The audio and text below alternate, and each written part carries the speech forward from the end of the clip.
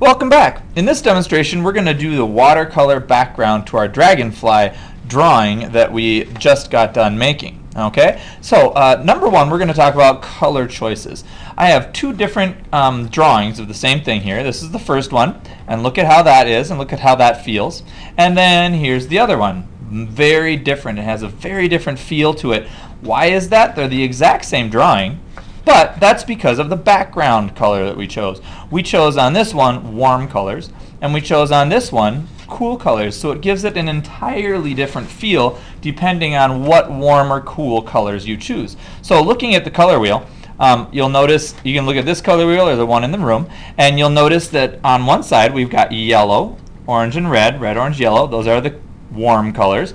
And on the other side we've got green, blue, and violet, and those are the cool colors. And depending on what family you choose, the cool colors or the warm colors, it will give your artwork a very distinct feel. Okay, because this one feels a very specific way. It looks nice, looks done, looks well crafted, but it looks very different compared to this one, which is also well done, nicely crafted, but just the color makes all the difference in the world.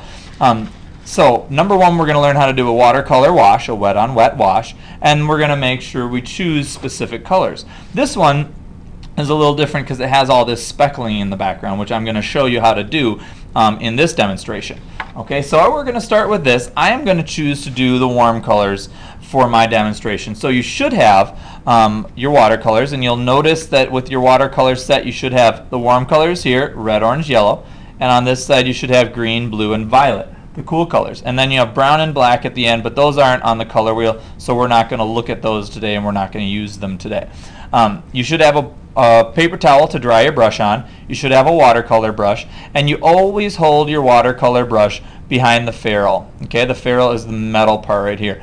And so you always want to hold your watercolor brush behind there, and never too far up near the bristles, because then you get paint on your fingers and you end up dragging your hand through the paint. And never too far back, because then you don't have enough control, and if you wiggle a little bit your brush goes very far. So you want to hold it just like a pencil, so you have nice control.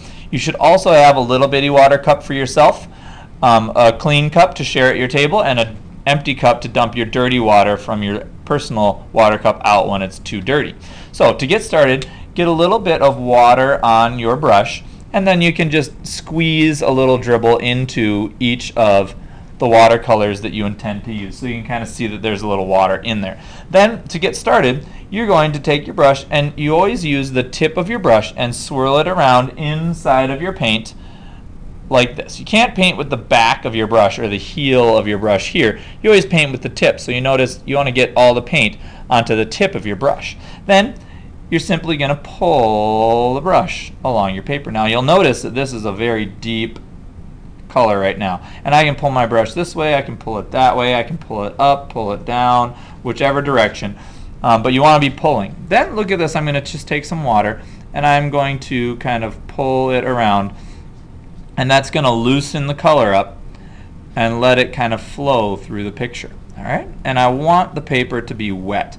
Anywhere you get the paper wet, the watercolor will flow into. Wherever you keep your paper dry, notice I'm not painting the body yet, the watercolor will not want to flow into. So if I am very careful where I paint my clean, fresh water, pretend that this water here is clean and fresh. I made it a little bit orange so that you could at least see it, but you want to try to fill your paper with some clean, fresh water first, and then you can lay other colors in to that clean, fresh water. So I'm going to kind of blend this edge together here to make that a clean, so that I get rid of this edge that I've got there. Because you want to start with just clean, fresh water all the way around your outside of your Dragonfly, and that's how we're going to start our watercolor wash. So you get your paper all wet first where you want the watercolor paints to go. Notice I'm not painting on my Dragonfly. I'm painting just the background first. Okay, and notice I'm pulling that water with nice brush control. Always pulling, never pushing or smashing my brush down. Okay, now I can go back and I can start putting more colors in. So notice how when I put that color in, it kind of starts to seep through the water and kind of run through the water. And if I tilt my page, the watercolor will also run through the painting. All right, and it will stop wherever I've left my water, my paper dry. It won't want to go in there. So that's really important for the wet on wet watercolor wash, because we don't want all of our colors running into the place where we want it to be nice and different color. So I'm going to choose now, I'm going to get some red, and I'm just going to, this is called splashing in. You don't really splash it, but you kind of dribble it on the surface, and then it can run into different parts of the painting. And here I'm just going to kind of help it along. Okay. And notice how my paper has started to curl just ever so slightly. This is nice watercolor paper that we're using here, and so as the paper curls, the watercolors will kind of run whichever direction they decide to run with gravity, and that'll make for a nice kind of interesting natural shape in the background. So here's finishing kind of my background shapes, and I'm going to get wash my brush out a little bit more and get some yellow for the background. I'm just going to splash some yellow in so that it can have all three of my warm colors in the background. And you want to make sure that you don't have any white paper left when you're done. Okay. So there's my warm colored background. All right. Now we're going to work on the inside of our dragonfly. Now on this other previous dragonfly, I kept the body yellow to keep with the warm colors, and then I chose the cool colors here for the wings so that they look a little different. So I'm going to continue with that same idea. I'm going to just rinse first of all. I'm going to dump my old water out here so I can make sure that I continue having clean water to work with. One important thing about watercolor is making sure you have clean water. Okay, so I'm going to continue with this yellow. I'm going to make my body yellow, and notice I just got a little bit of water into my watercolor. I'm going to dry my brush off, make sure I get a nice full brush of paint, and I'm just going to carefully paint inside of the dragonfly. Now you'll see, now that I've got that wet color out here and I put wet color in there, it started to run together. So I'm going to grab a paper towel, an extra paper towel, which you should have at your table. This is for blotting. It's called blotting when you push the paper towel against the paper and lift up some of the paint. All right, and you should have an extra paper towel for just that purpose, so that if something runs in one way or the other, you're able to get it out really quickly. All right, here's my yellow for the body, and you're going to have to be careful here so that you don't get it on your wings, and you can kind of keep it inside that body shape. And you'll notice a little bit of the orange came in, so I'm going to just blot that out so that my dragonfly doesn't match my background too much. We don't want it to blend in completely. Okay, and I'm going to do the head here in my yellow color. Okay, now we're going to move on to the wings. I'm going to get some blue.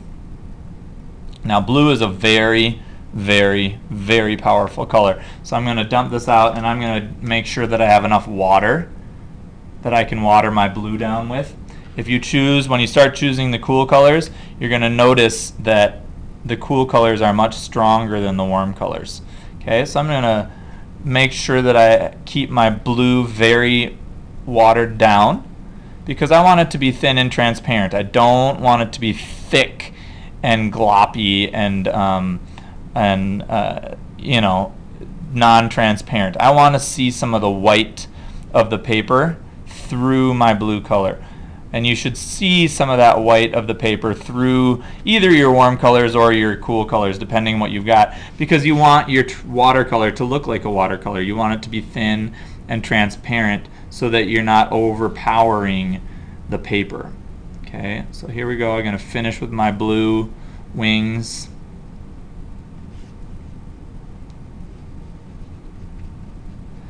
And as soon as I get done with these blue wings, I'm just going to dribble a little touch of purple in, just to kind of make it a little bit more interesting.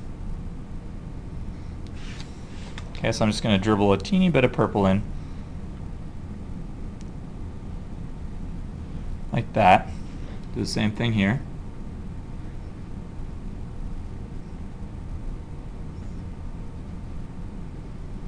Kind of letting it run together. Now that our paper's done here, I'm going to just get a little bit of blue for the eyes to fill those shapes in. And you'll notice how they're already running together right up here at the front of his head. And that's okay, we're going to let it do that because that green doesn't bug me too bad. But now that we are at the point where we are done with our watercolor washes, we need to do the next final step here. Okay, and the final step is some salt, just regular old household salt. Okay, and I will be coming around with a little tray of salt, and all you do is you take a little pinch of the salt and you sprinkle it on top of your painting. Now the trick is your painting still has to be wet, so that it can suck out the moisture from the paint. Okay, and as you put the paint on, it will kind of the salt will bring the kind of suck up the color of the paint, and then it makes it so that those little speckles show up. You don't need a lot, just a couple little pinches, and you should have enough at your table that you'll just have 1 cup, so you share with the people at your table, and you should have enough that once you start this process, you'll see the little grains of salt on your paper, and it should start looking something like this. Okay, and it will end up soaking up the water, or sorry, the color of your paint, so that when you're done, it'll look something like this. And you can see here where one little salt crystal laid here, it's kind of sucked up the paint or pushed it away. I don't exactly know how that works, but it either sucked it up or pushed it away so that you get these little speckling colors.